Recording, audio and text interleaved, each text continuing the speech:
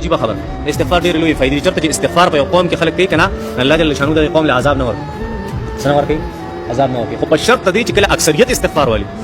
صحیح اکثر نبی علیہ الصلوۃ والسلام ترمذی شریف کی روایت ہے حضرت ام سلمہ رضی اللہ تعالی عنہا تفوز یا رسول الله فمن کې باندې خلک موجود یو بیا هم په موږ عذاب راځي نبی علیہ السلام تو فرمایله او راځي به اذا كثر الخبث کله چې خبيث خلک سیوا شي کله چې اکثریت ته شي د غلطو خلکو شي بیا الله جل شانو کو تاسو عذاب اراولي په وای شي کنه چې چللې وای شي چې چللې خباثت ډېر دی په عمل کې ښه سم خلک ډېر کم دي قابل الله جل شانو فرمای دا یو فائدہ د استغفار چې استغفار په کوم قوم کې په کثرت سره د قوم الله جل شانو عذاب نور کې دویمه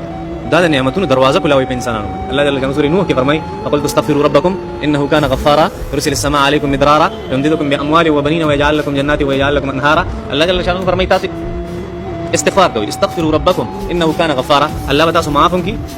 يرسل السماء عليكم مدرارا تاسو باندې په ټیم ټیم بارانونه کوي ويمددكم باموال مالونو باندې مستاسو مدد کی وبنين تاسو اولاد هم همیشه خي فرمان بردار وي نیک وي تاسو خبره مې ويمددكم باموال وبنين ويجعل لكم جنات ويجعل لكم انهارا او تاسو معاشي لحاظ اجتماعي معاشي لحاظ سره تاسو خیر دا فواید دی الله